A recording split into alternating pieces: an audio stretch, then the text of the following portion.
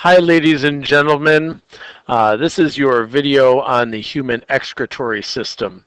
We're going to start out by identifying the major organs that contribute to our body's ability to eliminate wastes. First off, let's talk about the liver. The liver isn't exclusively for excretion, however, it is vital in the processing of wastes that need to be eliminated by your body. So the material wastes that your digestive system absorbs, the amino acids that are processed by your body, the toxins that are consumed by you, your blood supply directly sends to the liver to convert them into less harmful forms. In the case of amino acids, this is conversion into urea. And urea is the primary waste product that we recognize as being a part of urine. All these wastes that the liver detoxifies are then directly put back into the bloodstream, and they flow around your body until that blood is directed to the urinary system, where the main filtration organ is the kidney. So the kidneys do the filtering, the liver does the detoxifying. Here's the main structure of the kidney. And there we go. Let's get this diagram to be a little bit bigger for us. All right, the functional unit of the kidney is the nephron, but the kidney has several different main parts that you should be familiar with. One is the recognition of the blood supply that feeds and drains the kidney. It has the name renal attached to it. So the renal artery sends blood into the kidney. The renal vein will be draining the blood supply from the kidney that has been filtered. It's divided into several different regions, mainly the medulla and the cortex. The cortex is this outer light pink or red color, and then the medulla are the darker kind of, they look like they're scalloped or striped sections there. Within these regions are the functional filtering units that drain into this tan area. This tan area here, all right, is called the renal pelvis. It's quite literally just a series of tubes that drain into the ureter, where the filtered urine is then going to be sent. So let's talk about what that functional filtration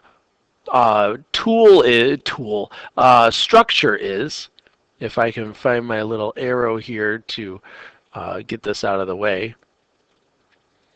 Let's enlarge this one. This is the structure of a nephron. So the nephron is the filtering unit, and the arterial blood flows into a series of capillaries that are encased or enclosed in what's known as the Bowman's capsule. This is a tube that forms a spherical chamber. Inside of that chamber is a whole series of blood vessels where wastes are dissolved and flowing through the blood. From the glomerulus, which is this capillary bed, the wastes are filtered out And this requires energy, so it's important to remember as we just finished cellular respiration, one of the things that requires energy is pumping materials across a membrane. So if you're going to filter materials across a membrane, the cells of this structure are going to need to expend energy to get the materials out. So the materials are filtered out and they drain through this tan tubule. It's called, it has different names depending on where in the tube you are. This is the proximal convoluted tubule.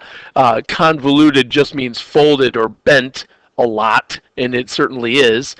And then this drains downward into this really super thin section called the loop of Henle. And in this loop, all the wastes that were collected are going to be thinned out, and the things that you really want to keep are going to be reabsorbed. There's going to be some fine tuning of the blood supply, because as the blood flows through this set of capillaries, you see it goes all over the place, but as it comes back into the renal vein, it's flowing back from, in this case, from right to left. As it flows across here, it's going to be recovering a whole bunch of valuable materials from the stuff that was filtered out originally by the glomerulus inside of the Bowman's capsule. All right, so the blood diffuses into that Bowman's capsule. The filtrate goes through the renal tubule. That loop of Henle is responsible for reabsorbing the good stuff. Now, we mentioned some of the good stuff in here. You've got glucose, amino acids, any proteins. None of those things should be in your urine, but that's what we're producing. We're concentrating the wastes, so we're removing the important things that we need, and we're leaving behind just the waste, which includes some minerals, salts, water, urea primarily, which is now going to be referred to as urine. And urine is the composition of the entire liquid material, the water, the salts, and the urea. And all the beneficial materials are resorbed and flow into the renal vein, and that's returned back to your body. So what happens to the rest of it? Well, the urine now is going to be flowing back through the distal convoluted tubule, and it's going to drain into this collecting duct. Where does the collecting duct go? Well, that collecting duct, it leads right to the renal pelvis that is going to drain that material down to your bladder. So those convoluted tubules will drain into the calyces and this renal pelvis, and it'll drain by gravity right down to your bladder. So we've got some structures we should be familiar with as we move along here. Oops, sorry about that. I'm really having a hard time getting this arrow to pop up here.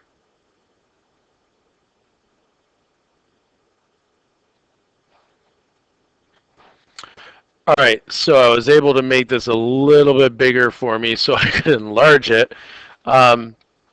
So the structures that you're going to need to be familiar with, besides the kidneys, and here you can see the two ureters that drain the kidneys, and they drain into the bladder, which is responsible for storing that urine until it's eliminated.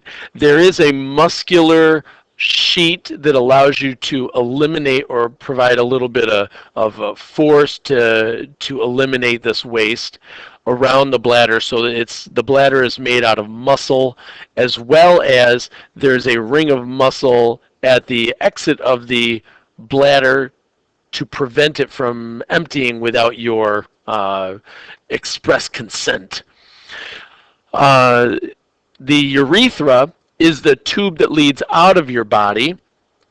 And lastly, on this particular page is the disorder that sometimes happens called kidney stones. Kidney stones are the crystallization and coating of these crystals inside of the kidney. And these little crystals form as a result of over concentrating the urine. Your body will recognize that these crystals are starting to form, and it'll start to coat them with cholesterol. And not unlike a pearl in an oyster, those little crystals and the coatings that go over it will slowly grow, and they can get jammed up in the tubules and cause a significant amount of pain. They can grow to a sizable level and cause a lot of problems. They can grow so large that they can't fit through the tubules, because the only way to actually eliminate them is to pee them out. So they have to work their way down through these tubes, and that can be excruciatingly painful. If they are very large, or can't be passed naturally, they can surgically remove them. Dialysis. Dialysis is a medical intervention that uses a machine to filter out the waste in the blood in the case where your kidneys are failing or they're not functioning properly already. Dialysis requires the insertion of an IV where blood will be removed from the body through a blood vessel. It'll flow into a machine that mechanically filters out the wastes, and then it will be returned to the body through another IV or an alternate site, and the blood will be returned to your blood supply and it'll be clean. Now you have to do that at varying intervals depending on activity level and the amount of fluids that you consume, because one of the important jobs of the kidneys is to regulate blood pressure. The more water you put in, the greater your blood pressure becomes. And it's very important that your kidneys regulate how much water is in you, because the more water is inside the vessels, the higher the blood pressure. So you produce a hormone that's called antidiuretic hormone, or ADH, and that regulates how much water you eliminate. So if you drink a whole bunch of water, your kidneys are going to allow more water to pass through in your urine to prevent your blood pressure from going up. Dialysis also has this job for individuals whose kidneys are not functioning properly. So they can go in once a week or twice a week, depending on how frequently their bodies are in need of dialysis. Your lungs also do some excretion. So this is the second important organ associated with excretion. You have the kidneys, which filter out all the metabolic waste, and your lungs, which filter out the carbon dioxide as well as some water vapor. Your kidneys don't eliminate carbon dioxide because that's a gas. That has to be eliminated by the lungs. So again, you have to have that waste material flowing to the lungs in order to eliminate it. And excretion is, by definition, the elimination of metabolic waste. And carbon dioxide, as we learned, is a waste product produced by cellular metabolism, in this case, the breakdown of glucose in the mitochondria. Skin also eliminates some waste, and this is done as kind of a byproduct of regulating your body temperature. your skin puts fluids on the surface of your epidermis or your skin to cool you. But those fluids come from the blood supply. So if we look at this diagram that is a cross section of the epidermis in the skin, this really squiggly pile of tube is a sweat gland. You see it's got a tube that leads right up to the surface. It also has a blood supply that goes to it. The blood supply that feeds this, or the cells of this, also provide the liquid that is going to leak out onto the surface. In this blood supply are urea, salts, and water.